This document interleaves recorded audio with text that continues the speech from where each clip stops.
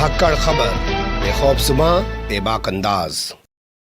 धाकड़ खबर के news room से मैं आपके साथ हूं अकरम रईस खान। उत्तर प्रदेश के सुल्तानपुर में कल कुछ उलेमाओं ने डीएम रवीश गुप्ता से मुलाकात करके बल्दीराय थाने के उस दंगाई थानेदार जिसका नाम अमरेंद्र बहादुर सिंह बताया जा रहा है के खिलाफ कार्रवाई की मांग की, जिसने पब्लिक को उकसाने का भड़काने का काम किया और जिसकी वजह से अभी तक रह रहकर सुल्तानपुर के बल्दीराय इलाके में बवाल हो रहा है, दंगा हो रहा है, आगजनी हो रही है, लूटपाट हो रही है। साथ ही मुसलमानों के खिलाफ हो रही एक तरफा कार्रवाई का मुद्दा भी डीएम के सामने उलेमा हजरात ने उठाया। तो डीएम ने कहा कि आप एप्लीकेशन दे दो, मैं इस एप्लीकेशन को एसपी के पास भेज देता हूं, अपनी जांच में इसे शामिल कर लेंगे। तो मुझे लगा आज यानी जुमेरात को एसपी से बात कर ली जाए, पूछ लिया जाए कि डीएम के यहाँ जो उलेमा हजरात ने शिकायत की थी उसके बाद आपके पास जो प्रार्थना पत्र पहुंच गया है, आप लोग इस मामले में बल्दीराय के उस दंगाई थानेदार के खिलाफ क्या कर रहे हैं। एक दो नहीं, 2 घंटे के भीतर 3 बार मैंने फोन लगाया,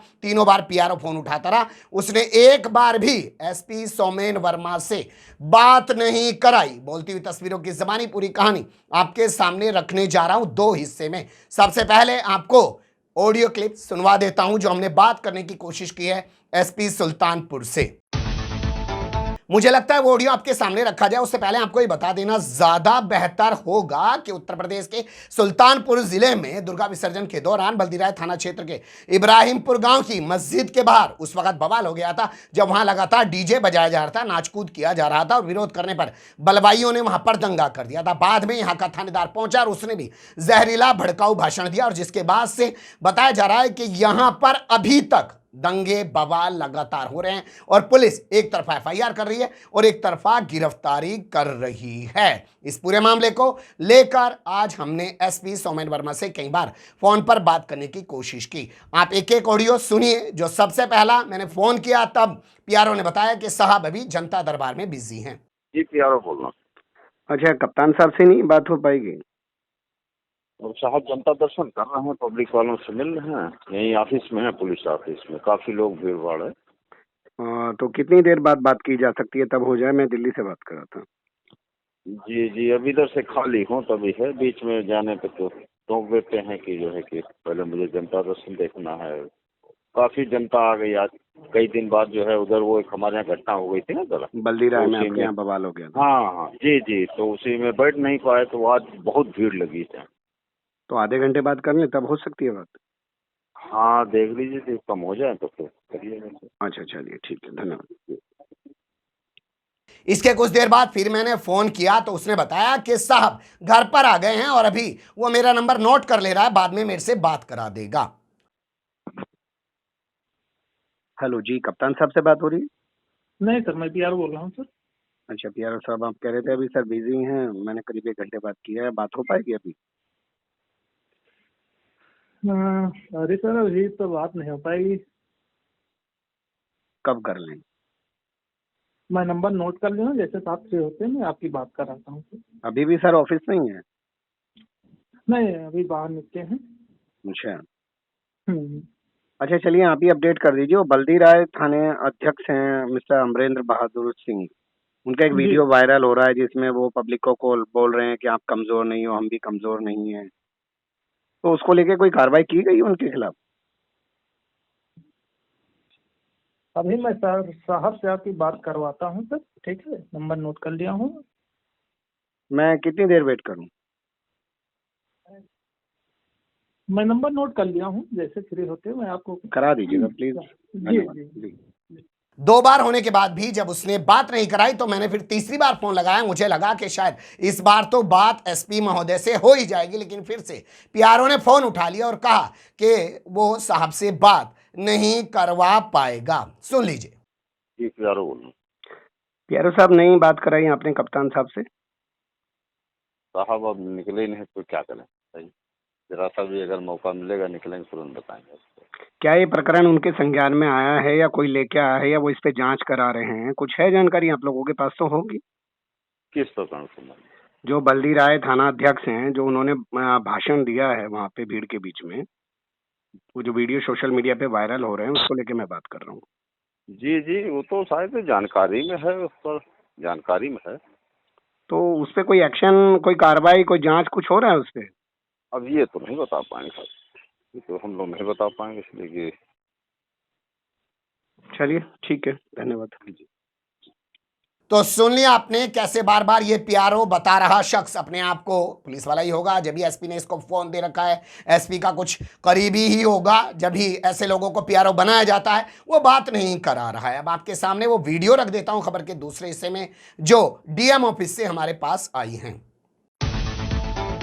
डीएम ऑफिस से मतलब पत्रकारों ने हमें उपलब्ध कराई हैं। वहां उलेमाओं का एक वफ्द पहुंचा और उसने डीएम रवीश गुप्ता के सामने अपनी बात रखी। कैसे अंदर कक्ष में बात हो रही है और कैसे डीएम उस मामले को सुन रहे हैं और कह रहे हैं कि जो भी कुछ होता हमें बताते, आप लोगों को कुछ भी नहीं करना चाहिए था। सुन लीजिए ध्यान से। रास्ते में जाते जाते लोगों ने जो है कुछ बदलाव किया। पप्पू प्रधान के घर के बाहर ट्रैक्टर पूरा है, मेरे पास रिकॉर्ड है जो भी कह रहा हूँ आपसे, पूरा उसको जला। वही मैंने कहा आप मुझे दे दीजिए, मैं एसपी साहब को कन्वे कर देता हूँ, उसका पार्ट ऑफ इन्वेस्टिगेशन जो चल रही है।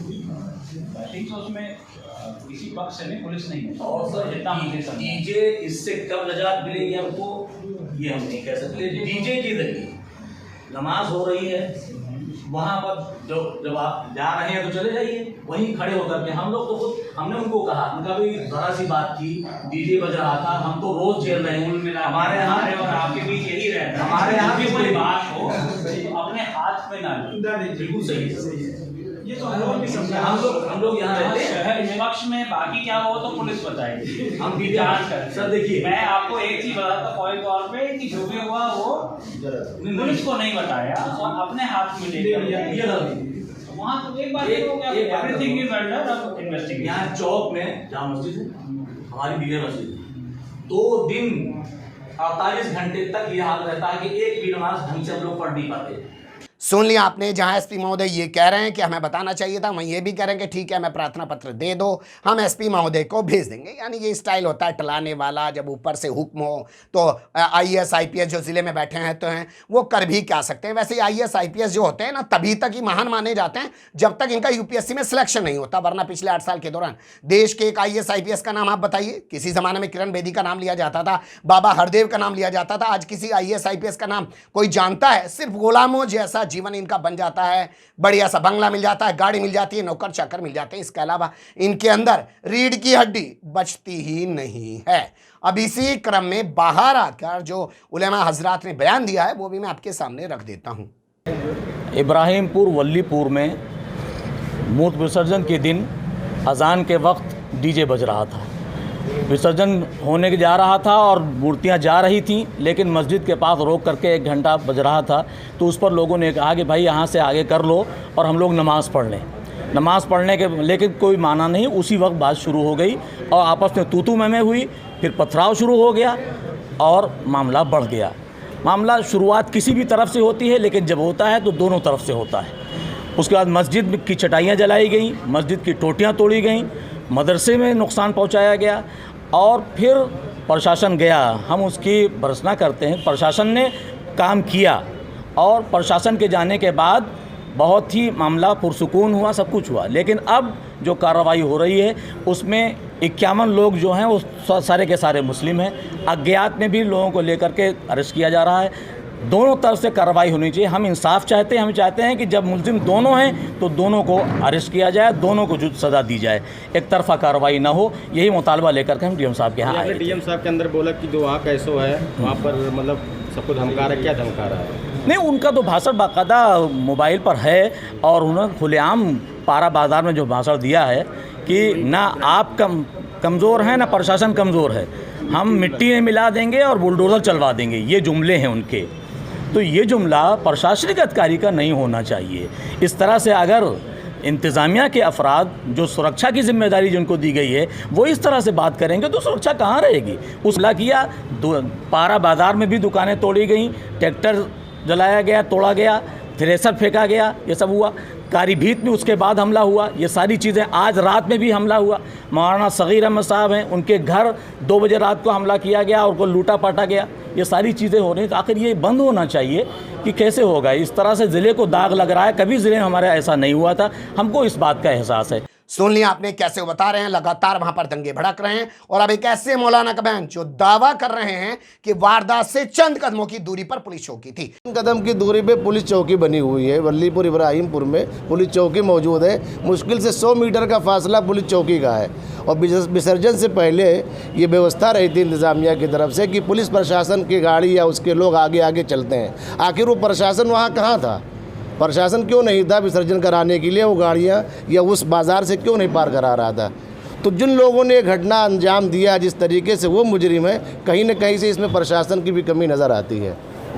सही। तो सवाल पैदा होता है वो चौकी इंचार्ज अभी तक अपनी जगह पे क्यों बना हुआ है? उसके खिलाफ मुकदमा लिखा जाना चाहिए, सस्पेंड करना चाहिए, उसको जेल में डालना चाहिए। जब ये दंगा, जब ये बवाल हो रहा था, मुख्यमंत्री का जब आदेश है कि कोई भी विसर्जन पुलिस के बगैर नहीं निकाला जाएगा, तो ये चौकी इंचार्ज कहां था? ये थानेदार देर से क्यों पहुंचा? और ये थानेदार अगर देर से पहुंचा तो इसने क्यों लोगों को भड़काने और उकसाने की बात की? एक खबर उभर रही थी ताज़ा हालात पर सुल्तानपुर के। आगे जो भी अपडेट होगा फिर से आपको रूबरू कराऊंगा। बने रहिएगा धाकड़ खबर के साथ।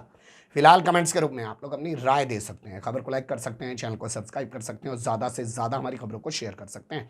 फिर ऐसे ही किसी सुलगते हुए या उलझते मुद्दे लेकर